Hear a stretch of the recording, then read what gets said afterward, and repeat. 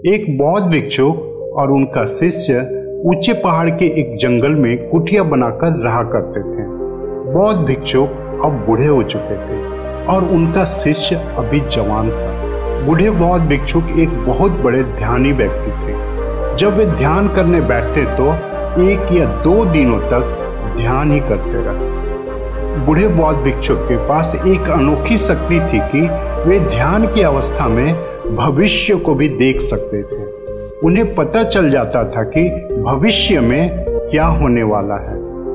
एक दिन जब वे ध्यान कर रहे थे तो उन्होंने देखा कि आज से 10वें दिन उनके उस युवा शिष्य की मृत्यु हो जाएगी। उन्होंने अपने शिष्य को पास बुलाकर कहा, मैं तुम्हें अगले 10 दिनों की छुट्टी देता हूँ ताकि तुम घर जाकर अपने परिवार को देख सको। शिष्य ने खुशी से कहा, क्या यह सच है भगवान? गुरु ने कहा, हाँ, मेरा पिछले कई दिनों से अपने घर वालों से मिलने का मन भी कर रहा था। शिष्य ने मुस्कुराते हुए कहा। गुरु ने कहा, ठीक है, अब तो जा सकते हो, लेकिन याद रहे 10वें दिन की शाम होने तक तुम्हें यहाँ वापस पहुँचना है। शिष्य ने हाँ में सिर हिलाते हुए कहा, ठीक है भगवान, मैं पहुँच जाऊँगा। इसके बाद शिष्य गुरु से आशीर्वाद लेकर पहाड़ी से नीचे उतर गया, बिना यह देखे कि गुरु के आंखों में अपने शिष्य को खोने का दर्द था। शिष्य के गांव के रास्ते पर एक नदी पड़ती थी।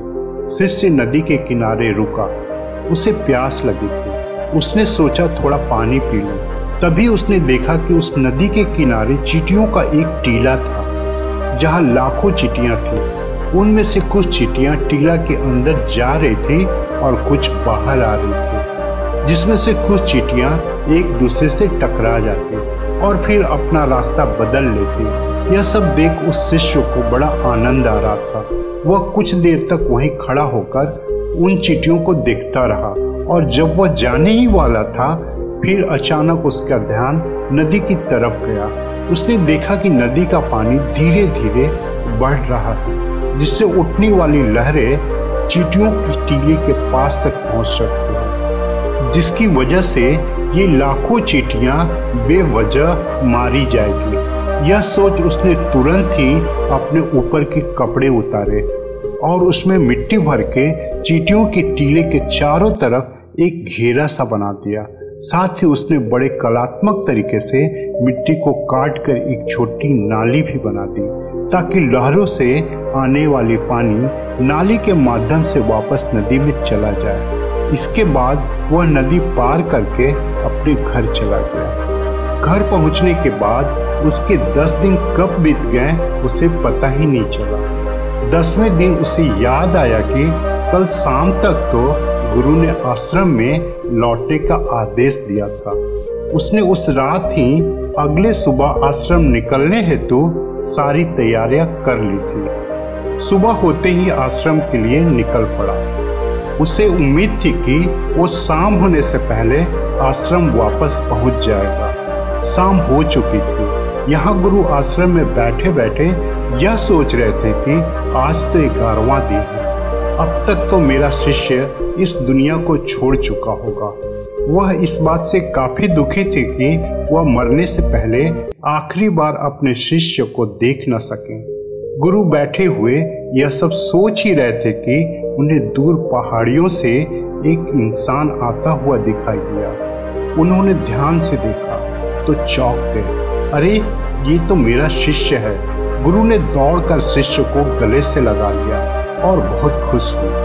लेकिन वे इस बात से अचंभित भी थे कि 11 दिन बीत जाने के बाद भी अब तक शिष्य जिंदा कैसे है। गुरु ने शिष्य से कहा कि यहाँ से जाने के बाद तुमने जो कुछ भी किया मुझे बताओ। तब शिष्य ने चींटियों वाली कहानी गुरु को सुनाई।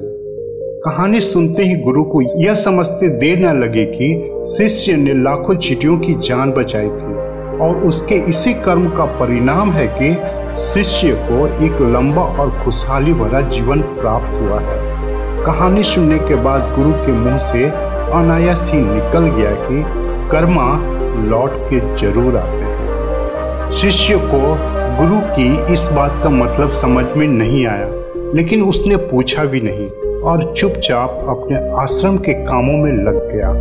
अगर हम अपनी जिंदगी में देखें तो जीवन को खुशी खुशी जीने का सबसे आसान तरीका यह है कि हम अपने कर्मों को करते रहें। इस कहानी की तरह यह जरूरी नहीं है कि अच्छे कर्म हमारे उम्र को लंबा ही करेंगे, लेकिन इस बात की गारंटी है कि अच्छे कर्म हमारे जीवन में आने वाली दुख और परेशानियों को कम जरूर कर देंगे।